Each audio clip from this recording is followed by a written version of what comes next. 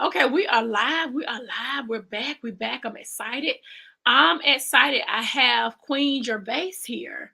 She actually in Illinois. She's up there. And so I want to bring her on to the live so we can get started and get into this book, honey. So it's time to get her in here.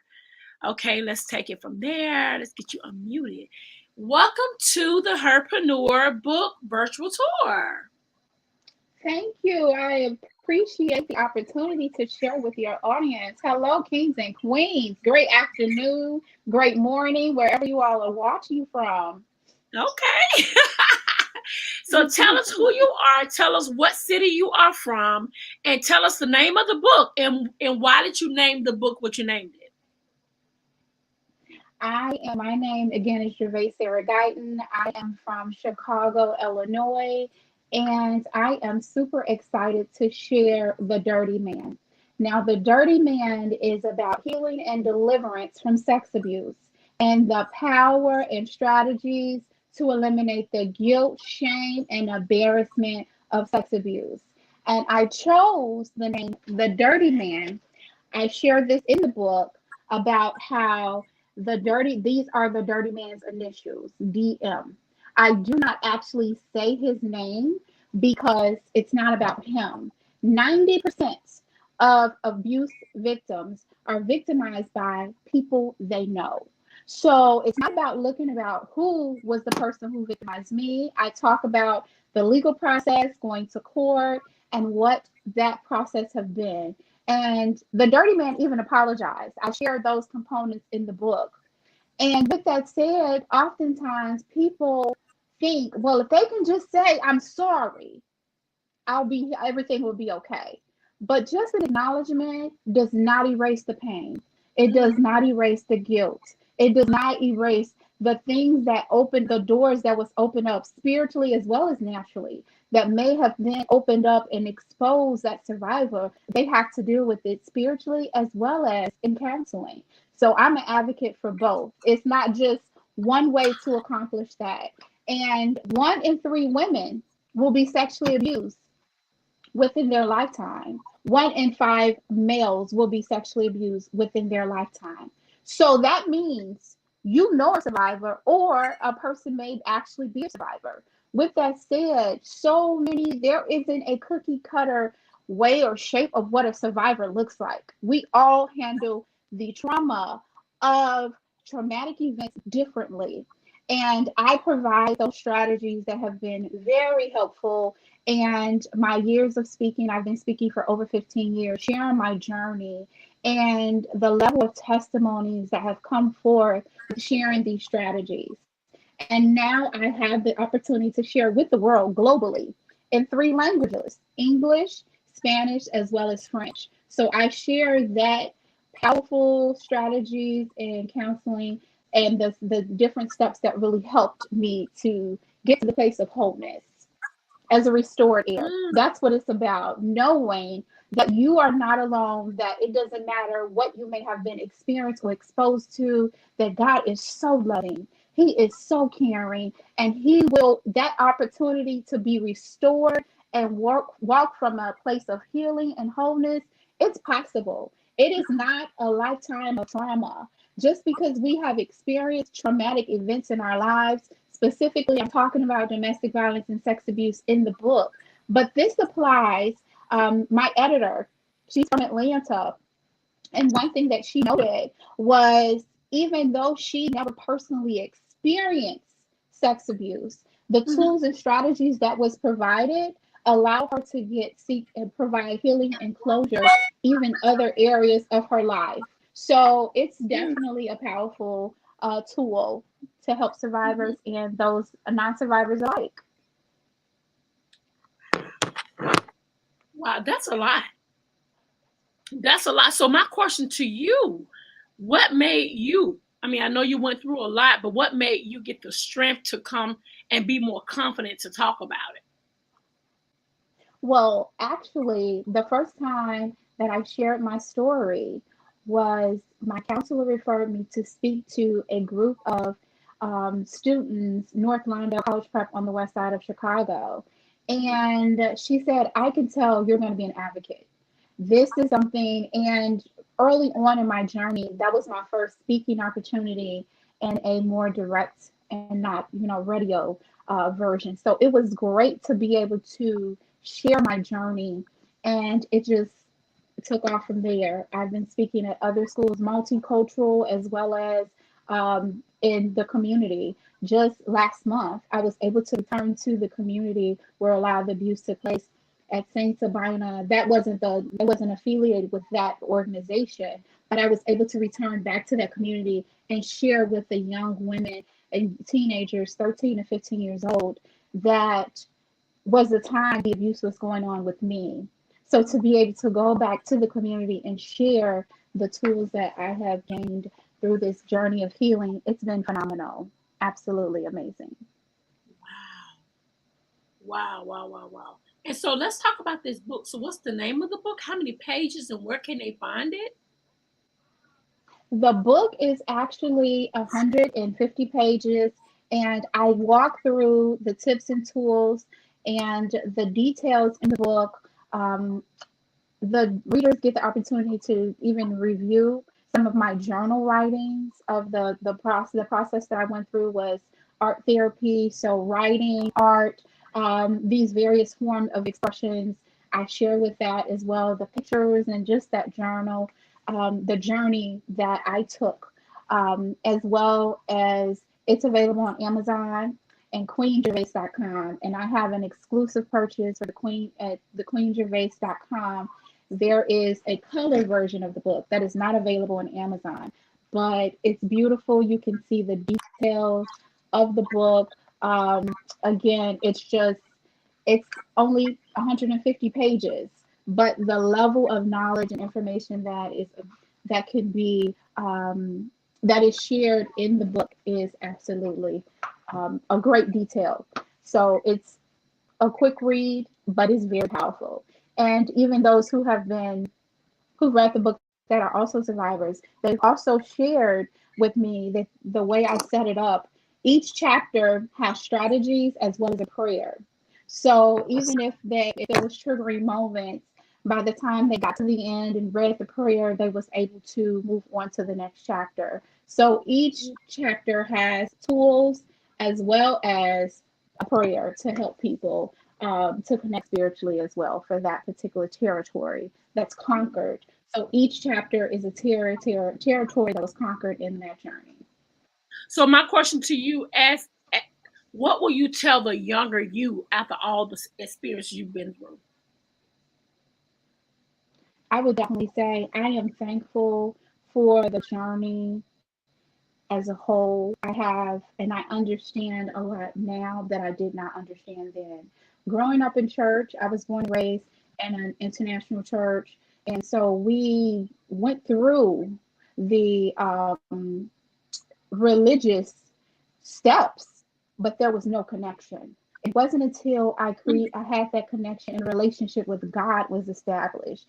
So I can do the dance, I can do the praise dance, I can sing in a choir, but until that relationship was established with God, that's when the healing was able to take place. When I began to, because my biological parent was the one that fostered the environment, allowing the dirty man at times would make sure that I was took a shower and ready to be abused by the dirty man. So to have that foundation of both my parent as well as the person that was my godfather and pastor to be the ones that was victimizing me on a continual basis over 5 years.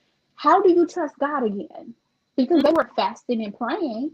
But I recognize now that wasn't the fasting and praying because when you develop a relationship with God and when you reconnect with the Father, certain things you just can't do freely.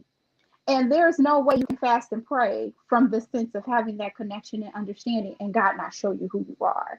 And, even with that, the deliverance that has taken place, the reconnection of family members that was involved with the abuse in a healthy way, reestablishing, redefining, and reconnecting, my family was tremendously impacted by the abuse, as well as, me personally as well.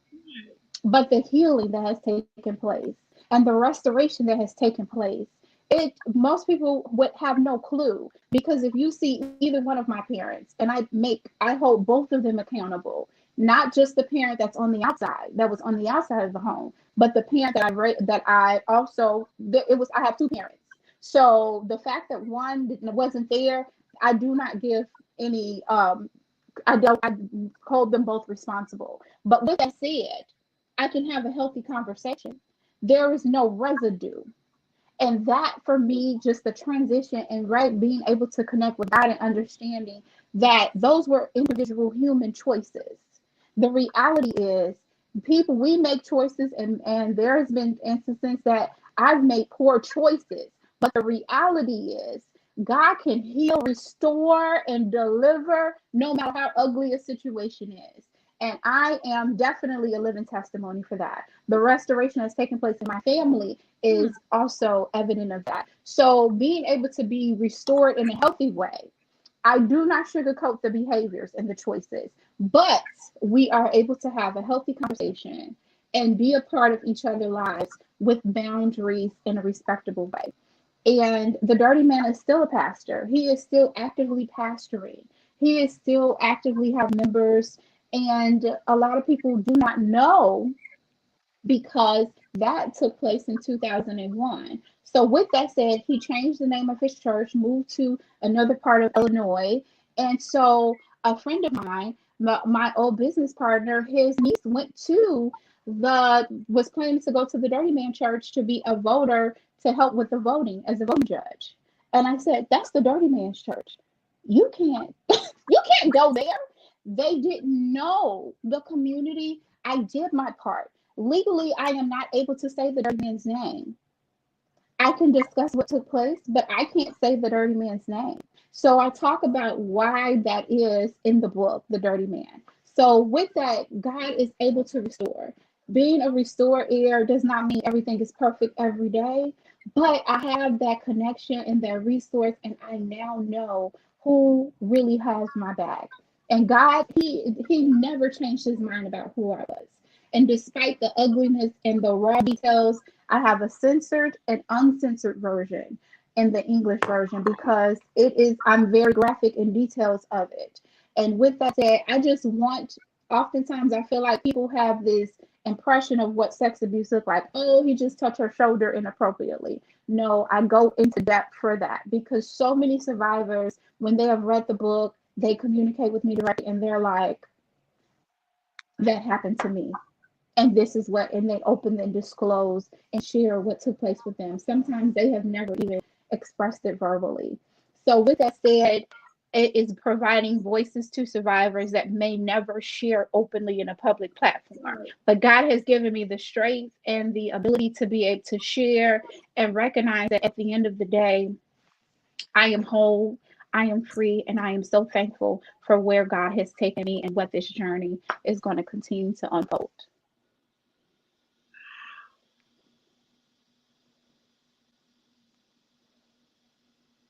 I God have is faithful. so much yeah, it gotta be God.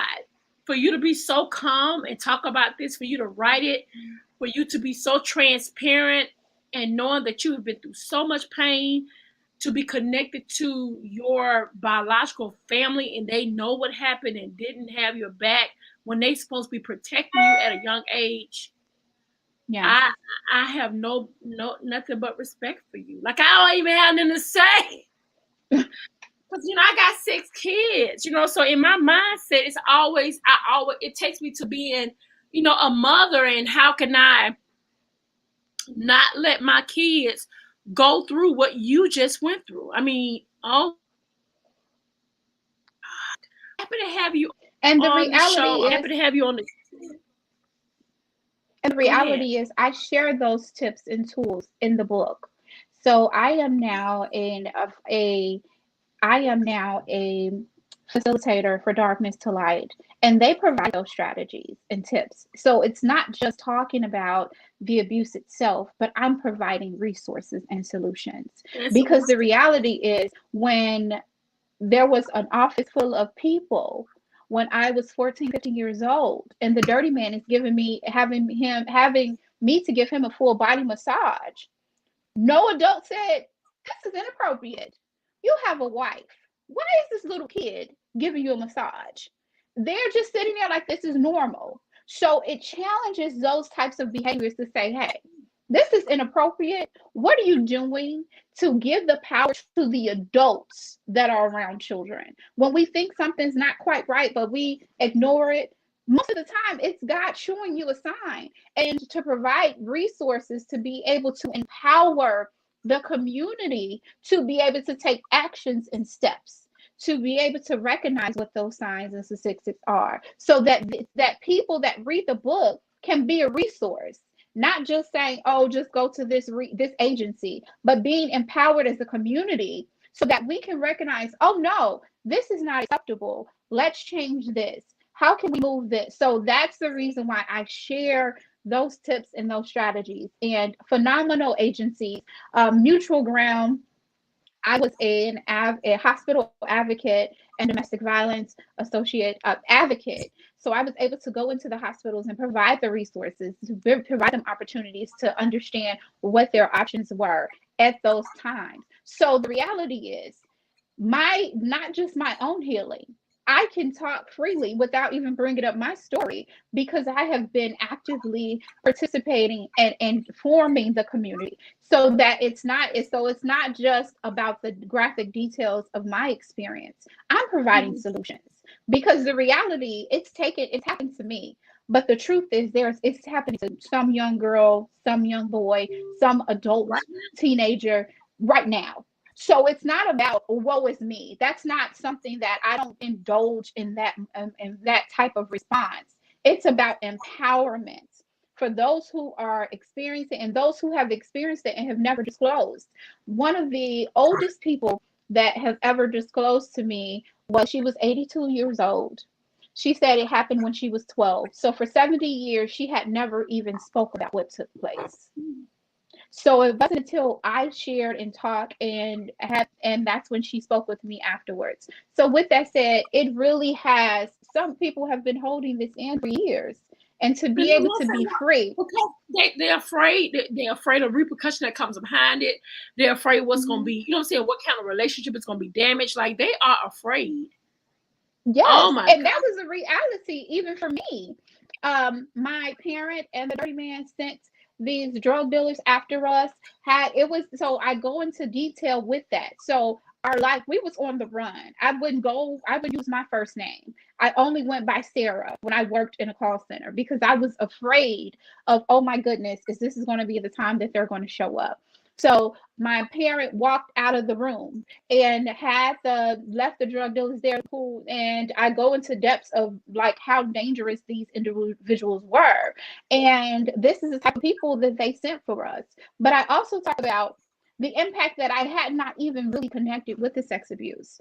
I had a great marriage. My first husband passed away. That was my best friend. I share those elements of that beautiful relationship. He helped me in so many ways to heal from the components of being intimate and sex and after sex abuse. And with that said, when we were dating early on, I used to get on the floor randomly, and he would say, "What is the problem? I think, is it that you don't like me? Is it that you don't really love me and you're running away from me?" I went to counseling that day, and I was sharing this frustration. And as I began to deal with that at the root, I learned the only other male that was in the same bed with me was the dirty man. So it was my body's natural response to get on the floor in the middle of the night, because that was my body's response to being getting away from the dirty man. My body hadn't caught up with the fact I had been free from not physically being abused by the dirty man.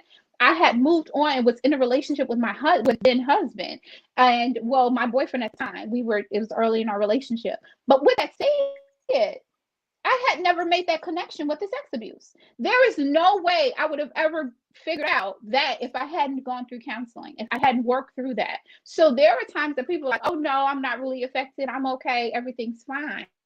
But there is so many people that actually don't even recognize You may not want to walk at night on the left side of the street because of a trauma may have taken place, for example. So the thing is, we respond in a way that we may not even make the connection that that is the reason why I'm responding that way because of the trauma. So that's not just for sex abuse, but just trauma in general. We create these natural responses, not even realizing, oh no, this is the reason why I'm doing that. And since then, Right. I have not had an issue with me sleeping on the floor. I will not get on the floor, but I am so thankful to have had the resources available to do art therapy because I didn't want to do convict. Like that's not something that connected with me, but I used to write and to be able to do art and painting. Like I'm not saying I'm Picasso. I never said I disclosed that in the book, but the reality is it was allowed a way to express what was going on internally in a way that other people can review it and understand and interpret what that pain looked like without necessarily sitting and talking. So I would do the art as well as share at the end and group therapy as well as for art therapy. So it's not just conventional therapy available. There are other resources to be able to express that. There is some therapists that do dance. So there are so many areas to be able to express it, even if they're not really ready to talk about it verbally. Maybe connecting in those other forms, it's awesome. My brain is hurting. That's a lot. Wow. That's a lot. So many people are hurting, and sex abuse is real. Yes. It's so real. And I would have never, I mean, and I gotta be honest, I went through it. My uncle molested me Wow. too. And I actually had my first sex partner was my uncle. And we did everything together. So I'm here and I'm listening Wow. to you, but and I forgave him. God delivered me from that. But it took me all the way back to man. I mean, like, oh my God. And I never really used my platform about what I went through, all because the protection of family. You know what I'm saying? Like, I'm not afraid of my past. You know what I'm saying? It's my past. It is what it is. But it makes me think Mhm. like, wow, I went like I'm listening to you, but I'm looking at myself like I went through what she went through. And you Wow. know what I'm And saying? thank you for the courage of sharing that. I don't know if you've ever disclosed that before, Yeah, I but just the have. strength I've to be talked able about to it like share maybe that. about one or two times. But it's all about not saying nothing because I'm trying to protect not me, because it is what it is for me because I'm delivered. And I've forgiven him. I see him now and I hug him because he wasn't like a man, he was a boy. So he was like 16, 17. I was like 12. You know what I'm saying? So I'm not Mm. saying I know he knew better, but I just think that, what I'm saying? I don't know why he did it. And for me, I forgave him because now I forgive him now because I understand I was there. I was there. I mean, we did everything under the sun. And I told my mom, but at the time she didn't believe nothing I said. You know what I'm saying? She didn't, it was her brother. So, just imagine that. You know what I'm saying? So, And man, that's what I but God, always tell people. If the first person have not responded, keep telling someone until someone listens and hears you. Because so many times that's the case. And so many people, it changes who they are and who God created them to be. And that's why I yep, talk about being a restored heir. It's about getting back to who God created you to be and recognizing your identity. And don't be stuck, and I don't say stuck in a disrespectful way, but allowing God to heal you in those secret places that you don't want to share, or, oh, that's off guard. Look, God, you can't deal with this right now because it's a little more complicated. And I'm going to be honest with you. I was mad at the Lord. I said, you didn't send fire and brimstone. You didn't burn these people up. Why would you allow me to go through this for 5 years? And how mm, can I move from this? So the reality is, I mhm, wasn't one that was like, oh yes, oh yes, being deep. That's not who I am. That wasn't who I was. And in all honesty, this has taken maturity. It has taken steps to get to the place of being able to say, I have a real connection with the Father God, and that God has restored me to be able to trust again, to be able to love again, and recognize that that was those individual choices, and that is not who God is. Those are individual human choices. That doesn't reflect as to who God is. And with that, God has continued to, everything is not perfect in my life, Right. but I have the tools to be able to, even those challenging moments, I can go and talk to Father, like, look, Lord, and I know, I don't have this scripted word of the way I talk to God. The way I talk to God is the way I talk to a friend or a Right. confidant, because that's the relationship we have. So, with that said, God is able to restore. And there are so many people that are hurting and they want to connect and they don't know how and what. And sometimes they don't even connect it with the abuse that may have taken place. Mm. Sometimes they just think, oh, yeah, I'm good now. Everything's fine. But not realizing, oh, maybe that's the reason why you may be overprotective in this area, or afraid to allow people to love you because you think that they're looking to harm you in some kind of way. And so, in so many areas, because it was family Mm. and church, how do you reestablish that relationship? And I share those tips in the book, The Dirty Man. Wow. Well, I appreciate you for being on this live. I got 3 more minutes to jump on another interview. I thoroughly enjoyed this conversation, because this wasn't an interview. This was a conversation. Oh, I would love to bring you back on my personal page to talk about this, because it's so needed. You know what I'm saying? But guys, you can check her out. Absolutely. You can check her out. Her book is on Amazon. She also said you can go on her actual page and buy the book, the color book. And so do that for me. This will be on YouTube, so you can go back and rewatch it again and again and again. It's not going off my page. I'm gonna keep it on my page, and we're gonna share it to 1 million people. Okay? Because people need to hear this. This was a great conversation. Yeah, I like this Thank conversation. you so much. I appreciate you and sharing your platform. It has been absolutely phenomenal. And I look forward to a connection with you going Yes, forward. I promise. You take care, and God bless you, woman of God. Bye Thank bye. you. I appreciate it. Bye. Bye bye. That was good. It was a lot, but it was necessary. Wow. Guys, I got 2 minutes to jump to another show. See you in 2 minutes.